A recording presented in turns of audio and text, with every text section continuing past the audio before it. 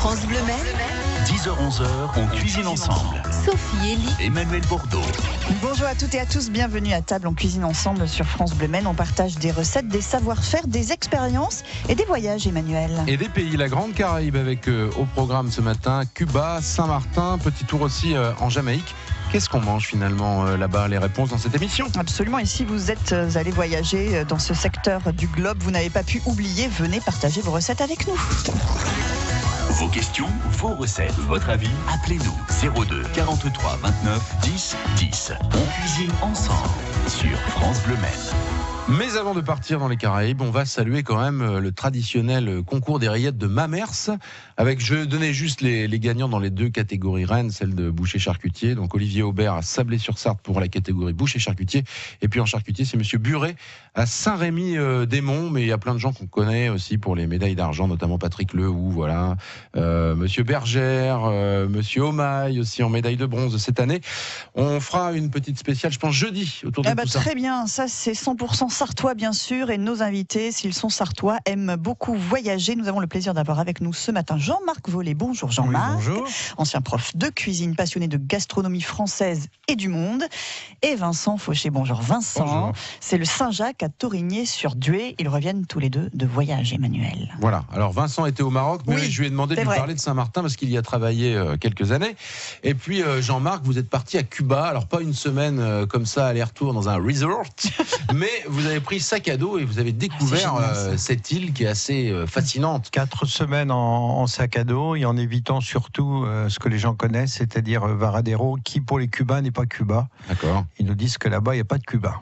Très bien, Voilà. il n'y a que des Américains maintenant. Bah, il n'y en avait pas, mais maintenant ça commence à arriver. Et un peu d'Américains. Un peu d'Américains, ça commence juste. Absolument. Vous aviez envie d'authenticité et de vérité, Jean-Marc. Tout à fait. Quand on va voir un pays, on essaie de le voir de l'intérieur. Et c'est alors même si ça peut être agréable d'aller dans un hôtel, je pense que si on veut découvrir un pays, son identité, il faut aller vivre avec eux, chez eux, ce qu'on a fait. Voilà. Alors quand on parle de Cuba et de gastronomie, on pense tous à la langouste, parce que ça c'est quand même voilà. Est-ce qu'il y en a encore plein là-bas des langoustes? Est-ce qu'on en mange? Oui, il y a énormément de langoustes. Il y a une publicité il y a une vingtaine d'années à la télévision qui passait. Ça marque la langouste de Cuba. La langouste de Cuba, elle existe toujours. Il y en a de grandes quantités. Ça fait partie des devises intéressantes pour Cuba. Ils en expédient une grande quantité. Et l'intérêt, c'est que lorsqu'on se promène dans les coins un peu perdus, on trouve toujours quelqu'un de caché au bord de la plage avec des langoustes vivant dans un sac qui vous propose de les cuisiner sur la plage. Vous voyez le rêve Et là? ça fait partie des souvenirs. Voilà.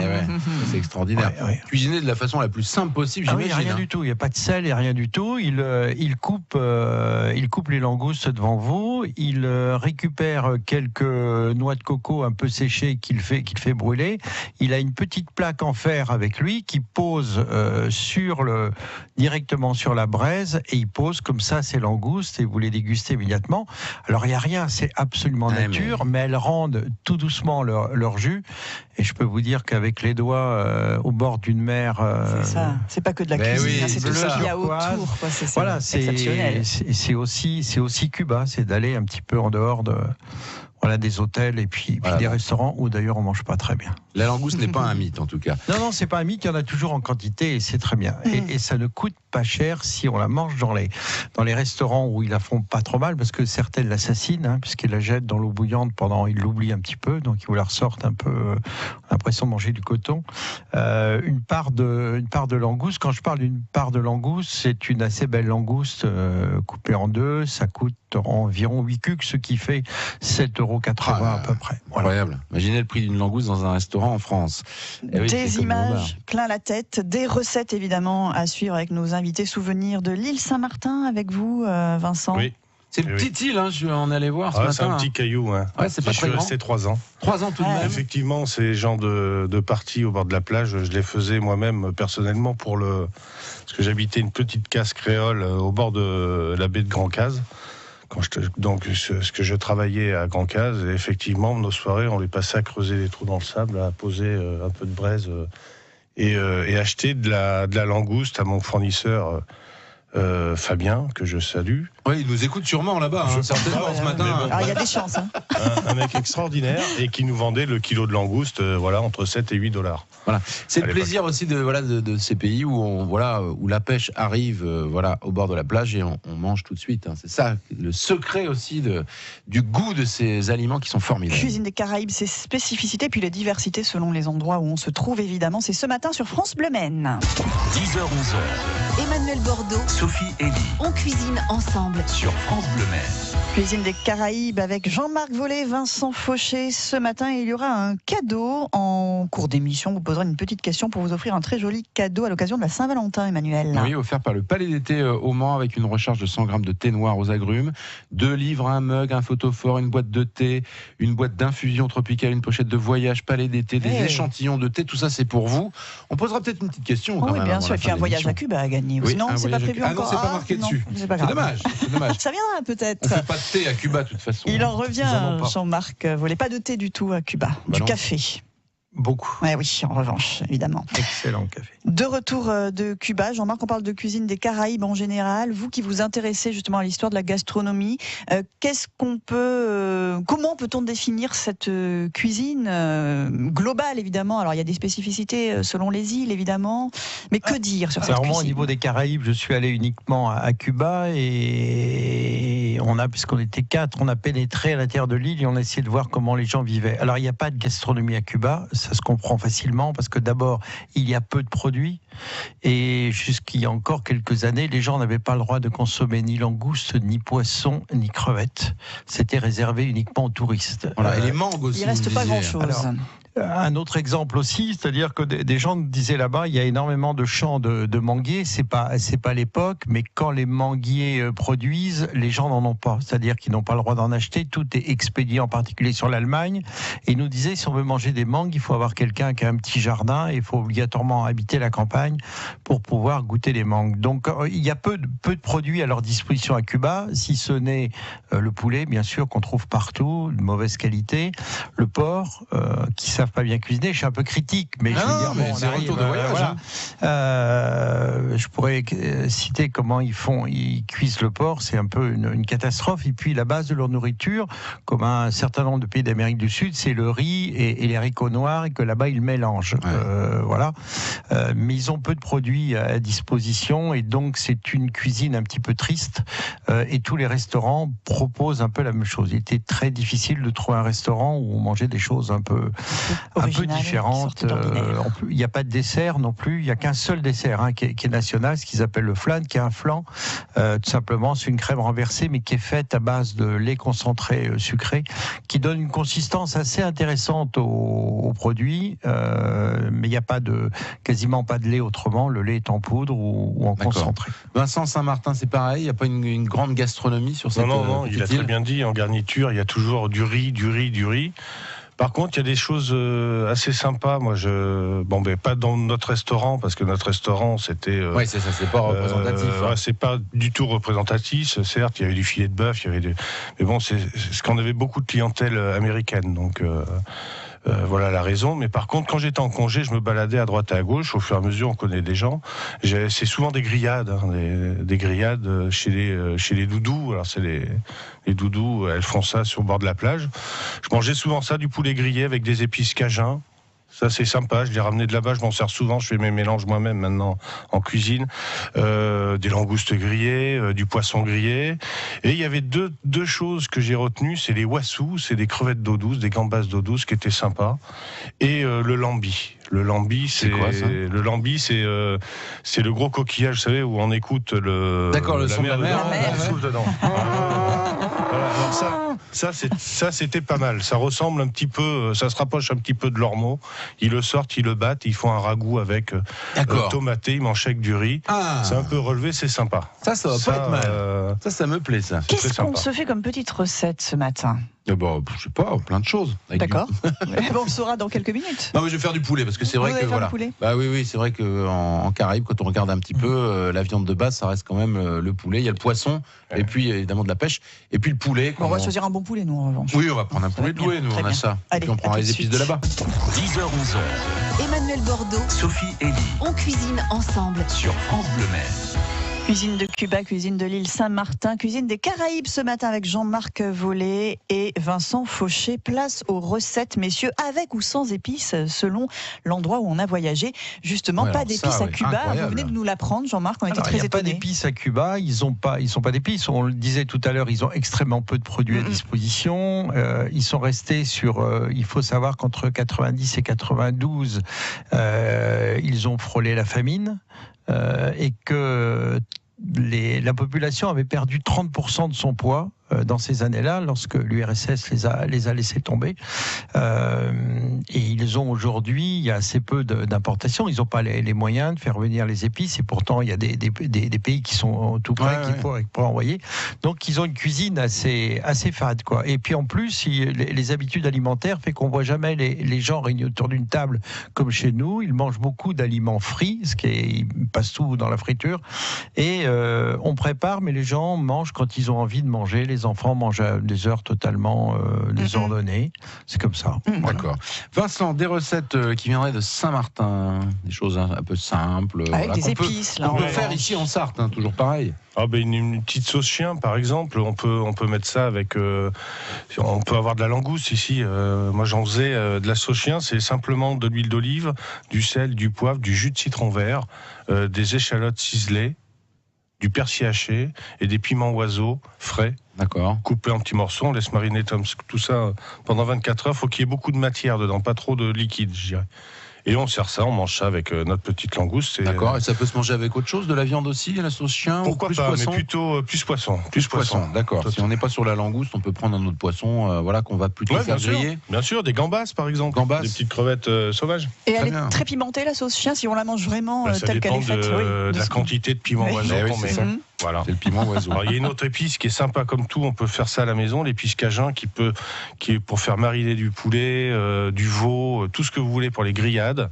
Voilà, vous quadrillez votre cuisse de poulet un petit peu sur la peau pour bien faire pénétrer. Vous badigeonnez ça avec de l'huile de coco, ça on en trouve partout.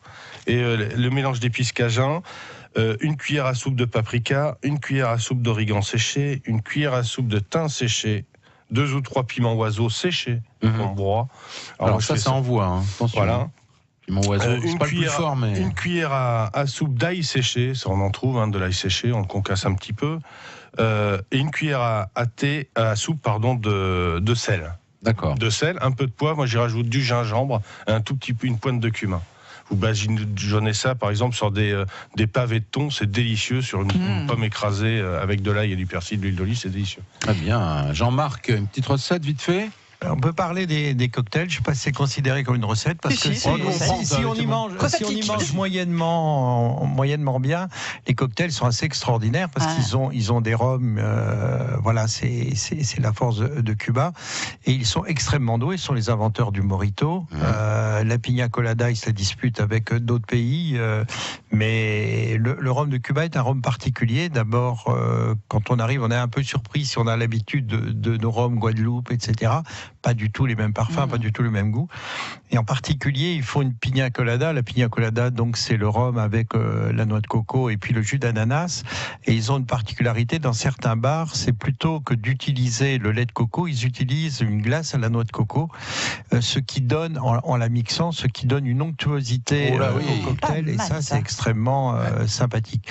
Et puis, on pourrait imaginer des bananes flambées, que ce soit la banane plantain, lorsqu'elle est bien mûre, on peut la transformer en sucrée, ou les petites bananes fraissinettes flambées avec le rhum de Santiago, qui est un rhum particulier. Ça, c'est très sympa. Et puis, on pourrait ajouter une petite note à nous, c'est-à-dire de servir avec une glace rhum raisin qui pourrait être avec la banane flambée, tout simplement. Très bien, on peut détailler ça dans quelques minutes, pourquoi pas. Oui, puis une recette de poulet avec vous, Emmanuel. Voilà, c'est aussi pareil, on va faire mariner beaucoup le poulet avant de le cuire. C'est une recette que j'ai trouvée, voilà, recette jamaïcaine. Et puis un cadeau aussi du Palais d'été, c'est à gagner dans un instant. 02 43 29 10 10. On cuisine ensemble sur France Bleu Maine. Cuisine des Caraïbes, cuisine de Cuba et de l'île Saint-Martin avec Vincent Fauché et Jean-Marc Vollet. Et cette banane qu'on va pouvoir déguster en sucré comme en salé, aussi bien sur l'île Saint-Martin, j'imagine, qu'à Cuba, Jean-Marc. Voilà, la banane plantain notamment, qu'on retrouve partout en Afrique et puis aussi dans la Grande Caraïbe. Alors la banane plantain, on la trouve de deux façons là-bas. Soit elle est pas très mûre et l'utiliser en légumes. Donc ils le font frire. Et l'autre possibilité, c'est quelquefois j'en ai rencontré qui étaient bien mûrs, et dans ces cas-là, on peut l'utiliser en dessert. Elle est ferme, elle se tient bien, et en particulier de faire des bananes flambées. Et moi, j'avais l'idée un peu en regardant ce qu'ils consommaient là-bas. Il y a un café qui est assez exceptionnel, qui est un peu moins connu, le café de Cuba, qui est un café servi très fort, un café qui est servi sucré. C'est d'utiliser le café et la banane, tout simplement. D'accord. Alors, si on fait une version un peu franco-cubaine de la banane flambée, c'est-à-dire que on peut utiliser des bananes traditionnelles, on les passe dans le sucre et on met dessus une petite cuillère, on les saupoudre de café soluble, c'est-à-dire qu'on met café et sucre. Okay. Ensuite, on les passe dans le beurre, on les fait passer dans le beurre pour les faire légèrement caraméliser, on les garde fermes, on les tient au chaud et au dernier moment, on va les flamber avec un peu de rhum, soit de Cuba, soit effectivement de la Martinique. Là, on prend par contre du rhum brun vieux. Alors on se sert du rhum brun d'un on sert, si vous voulez servir, moi il n'y a pas de problème, Jean-Marc. Il n'y a pas de problème. J'aurais pu en amener, mais ça aurait peut-être fait 2 heures. Mais ce sera pour la prochaine fois. Ah, pas du tout. Alors ça c'est, tiens, voilà, ça, alors pour tous les invités, parce que ça nous est arrivé la semaine dernière aussi. Les invités se disent non, je veux pas, voilà, loi et vin, tout ça. J'ai pas osé amener une bouteille. On parle de culture, on ne parle pas d'alcoolisme. On aurait pu goûter effectivement de ces rhums vieux, minimum 7 ans, ou des Mathusalem qui ont 15, 20 et 25 ans. Donc il y a des choses intéressantes, parce que là, la part des anges est extrêmement importante, et ce qui reste dans le fût de chêne est très concentré. Mais pour revenir sur la banane, après l'avoir flambée, et l'originalité, c'est d'associer le café, le sucre et le rhum. Et donc, et puis, si on veut un plus, on sert, on le disait tout à l'heure, une glace rhum raisin avec, ce qui peut faire un dessert d'hiver sympathique. C'est une bonne idée, ça, Vincent, le coup du café sur la banane. Je vois que dans votre tête, ça travaille aussi. Oui. Et puis, j'avais une autre recette aussi à base de langouste. Qu'on faisait au restaurant, parce que c'est vrai que ça près du micro, Vincent. Ça me revient, c'était une nage de langouste au lait de coco. Ah oui. C'était assez sympathique, ça. Ça, c'était une pure invention de mon invention. Et moi, j'ai dit, voilà, il faudrait créer un truc un petit peu local. Donc, c'est tout simple, hein, la langouste accrue, on coupe des tronçons dans la queue avec la carcasse, hein, bien évidemment. D'accord. Avec la coque. Et on les fait revenir, on les flambe au rhum, un tout petit peu au rhum. On déglace avec du lait de coco frais.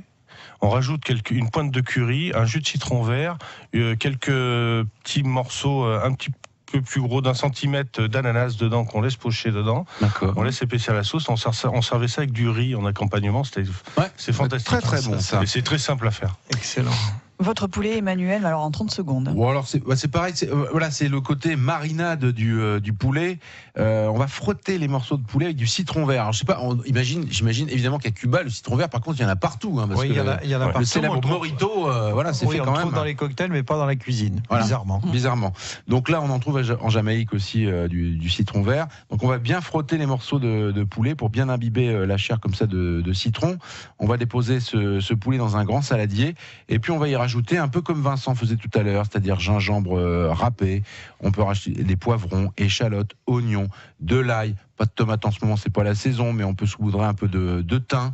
Voilà, on sale, on poivre, et là on laisse vraiment toute la nuit au réfrigérateur. Et puis après on va s'occuper de la cuisson. On servira ça avec du riz. Voilà, ce qu'il faut, c'est avoir un mélange assez important, beaucoup de temps aussi de marinade, et puis après cuisson. Ça peut se faire sur un barbecue. Regardez, il fait beau, on peut ressortir le barbecue. Petit clin d'œil de Michael, notre poissonnier Saint-Jacques aussi, même nom que le restaurant. Qui revient des Caraïbes lui aussi. Voilà, qui revient aussi de Cuba entre autres, et qui nous dit très bon la sauce chien. Salut Michael. On a d'autres petits mots sur Facebook, on donnera les messages si on a le temps.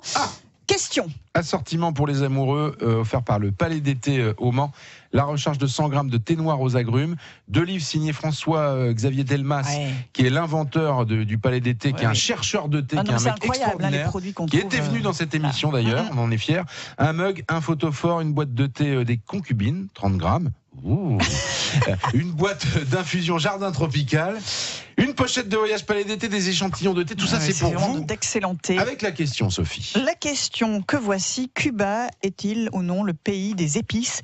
Vrai ou faux, tout simplement? Faux, voilà, si vous avez écouté l'émission, pas de problème. 02 43 29 10 10, on vous attend.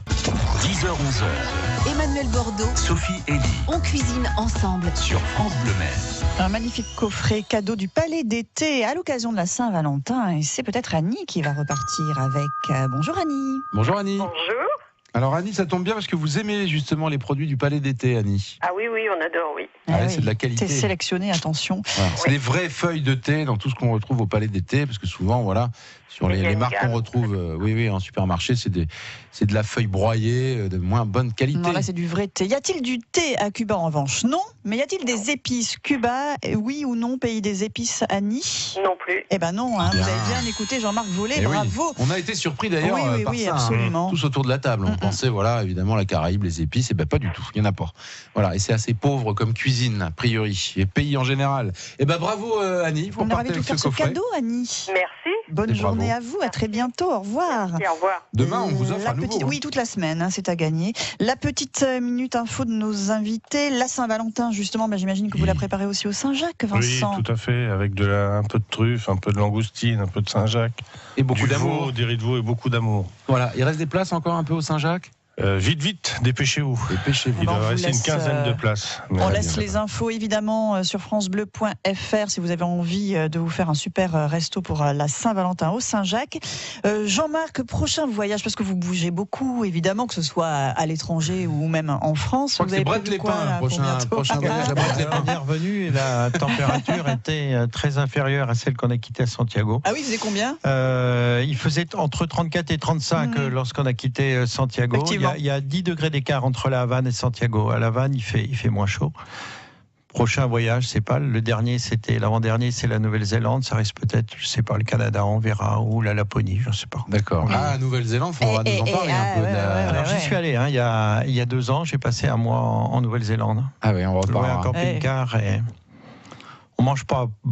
Si on mange mieux, les produits sont différents qu'à Cuba, mais voilà, ce sont les Anglais qui sont là-bas. Je peux pas dire du mal. Allez-vous manger de la cuisine anglaise. pavlova là-bas? Absolument. Ah, c'est c'est le bon, ça, dessert. on a Oui, goûté, on a c'est découvert génial. ça. Oui, Ah bon, c'est le dessert de Nouvelle-Zélande et c'est excellent. On hein. a, oui, on c'est a un là-bas, chef bien ici sûr. qui Il y a nous un a fait chef, ça. voilà, Oui. Ah bon, ouais. l'épicurieux au Mans. L'épicurieux Voilà, qui fait François de la pavlova. Ah d'accord. Eh ben, Très, très tiens, on bon. essaiera Bonne de idée. vous inviter ensemble la prochaine fois, il nous en refera. Vincent, non, on n'a plus le temps. L'anniversaire au Maroc, c'était sympa, en tout cas, on imagine, c'était super. Je vais au Maroc et en fin d'année, je vais au Japon. Eh ben voilà, très bien. Ah, ben voilà, ils ont de la chance. Et puis de ceux-là, temps en hein. temps, très régulièrement sur France Bleu Maine. France Bleu Maine. On cuisine ensemble. La petite auberge de Malicorne prépare elle aussi la Saint-Valentin. Exactement, puis on reçoit leur fournisseur officiel en légumes. Monsieur Panlou sera là. Voilà, nous aurons donc Loïc Maraîcher à Lamy première, formidable. et Dominique Bourneuf de la petite auberge demain à 10h et ce monsieur maraîcher Alain Panlou à demain 10h.